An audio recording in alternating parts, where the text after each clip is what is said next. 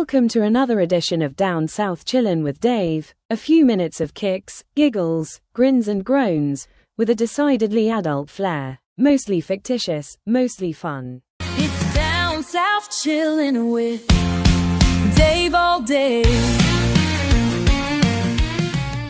It's nose candy for your funny bone. Play it pretty for Atlanta. I got a email from Marietta. She said, Dave, do you remember the Lariats, the whistling Lariats, when we were kids back in the 50s? And I thought, man, I said, man, yeah, I had forgotten all about that. I don't know if y'all remember, but I remember my uncle. He gave me a lariat when I was about 5 or 6 years old, I guess it was. You know, lariats are ropes that they sling around, you know, to wrestle cattle with or whatnot, and they use in rodeos and all that kind of stuff. Anyway, there was this lariat, and it had like some kind of a rubber band type thing or something on it that when you twirled it around real fast, it made kind of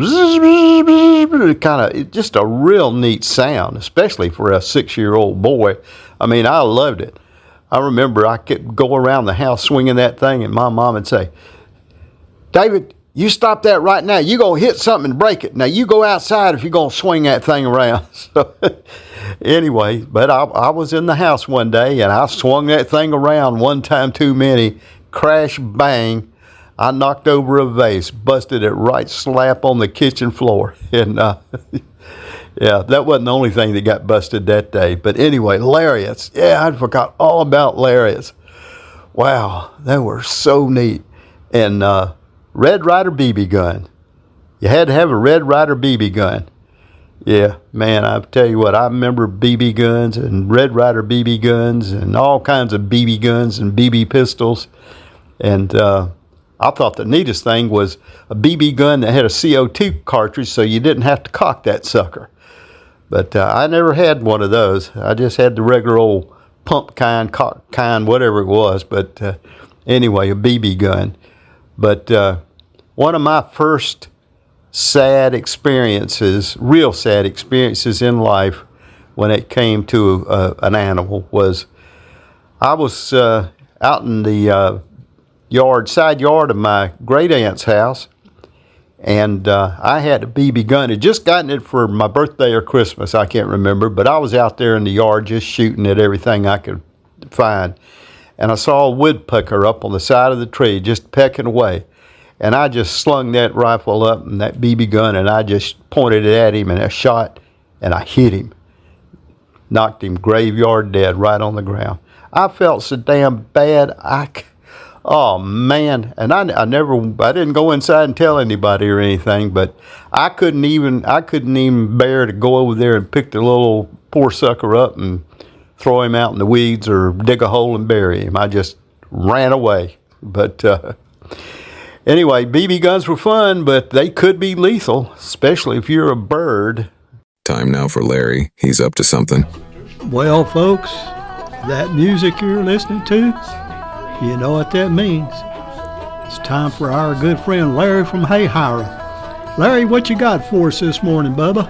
Yeah, Dave, you know the Christmas poem was The Night Before Christmas? Sure. Yeah, well, you know, that thing was written back in the early 1800s, and I've just got an updated version of it here with a little southern flair to it that I'd like to read for you and see what you think, okay? Yeah, let's have it. All right, here goes. 'Twas the night before Christmas, and all through the house not a creature was stirring, 'cause my wife was soused. Her drawers were all hanging by the chimney with care, in hopes that St. Nicholas would try to wear. The children were all wrestling, all in their own beds, while visions of milk duds danced in their heads. And Ma in her teddy, and I in my strap, we just settled down for a long winter's nap. When out in the yard, what did I hear? It was my brother Goober drinking a beer. I opened the door to see what he's doing. All I saw was him and his girlfriend.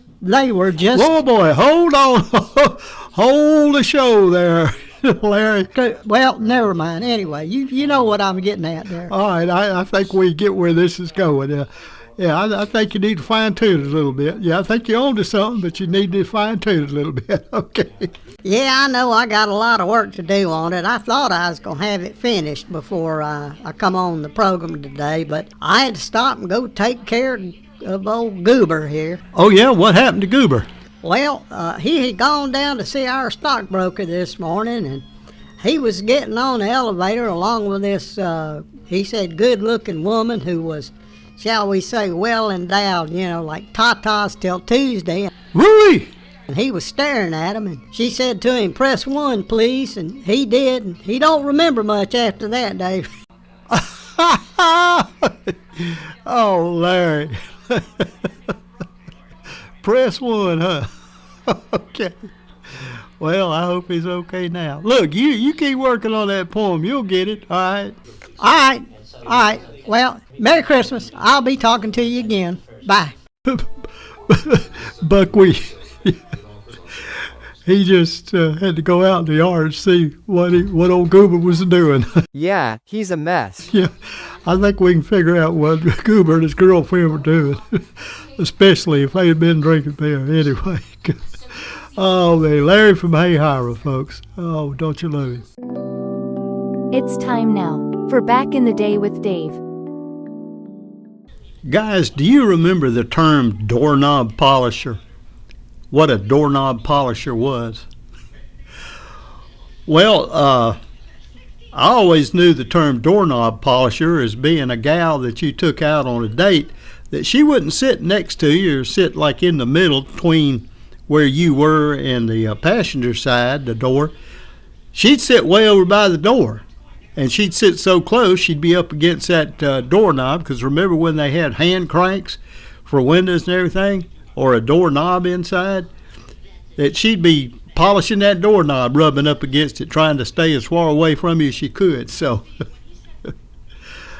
yeah, you'd the next day you'd see one of your buddies say, "Hey, how'd your date go last night?" Oh, hell, she was just a damn doorknob polisher.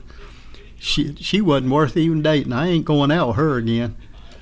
But anyway, that's where it was. And gals, were any of y'all doorknob polishers? I wonder. Let me know. Just email me at dave@chillinwithdave.com. But yeah, old doorknob polishers. Yeah, I didn't go out with too many doorknob polishers, but well, no, I did, but not more than about once. Anyway. That's my back in the day for today. Folks, here she is, the one and only Grandma Sweetpea. Now, she's a little rough around the edges. I'm telling you right up front, she's a little rough around the edges, but you're going to love her. Grandma Sweetpea. Now, here she is, our hippie emeritus, the one and only Grandma Sweetpea. Good morning, Dave. I was just reading an article that says if we keep spending more money on Viagra and boob implants than Alzheimer research, by 2040, we'll have a large elderly population with perky boobs, huge erections, and absolutely no recollection of what to do with them. Oh, my Lord, Grandma Sweetpea. Oh, jeez. Oh, me. I ain't even gonna go there. You got some emails for us? Yeah, Dave. I got 2 emails here. This one from Bentley in Boston. He says, "Dave, you ever had a monog de toi?" Well, I answered for you, Dave. Hope you don't mind. Oh, man. No, I never have, but go ahead, Grandma. I told him, Bentley, down here in the South, we don't drink them fancy French drinks. Down here, it's either a buttermilk cornbread or a Jack and Coke. Yeah, Grandma Sweetpea, that's a menage de trois. It's not a drink. Trust me, it's not a drink. Oh, really? Well, then what is it? Well, it's like when you get 3 people in the bed monkeying around, You get 2 girls and a guy, or 2 guys and a girl. That's a menage de trois. Oh, I call that a weenie and a biscuit. A weenie and a biscuit. Oh, my gosh. Good Lord. Save my soul. Have you got another email for us? Yeah. I got one more from Amanda in Charlotte. This one was addressed to me. Grandma Sweetpea. My mama says never let a guy touch you below the waist. Well, Amanda, only thing I can think of is when you're with your guy and things get hot and heavy, just stand on your head. That way you make your boyfriend and your mama happy. Oh, God. I am done. I am cooked. Oh, jeez. I am so out of here. Oh, Grandma Sweetpea, you're a hoot. Say goodbye, Grandma Sweetpea. Goodbye, Grandma Sweetpea. Folks, don't say you weren't warned. Don't say you weren't warned. Lord have mercy.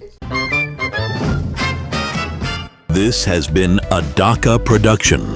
Copyright 2025. All rights reserved.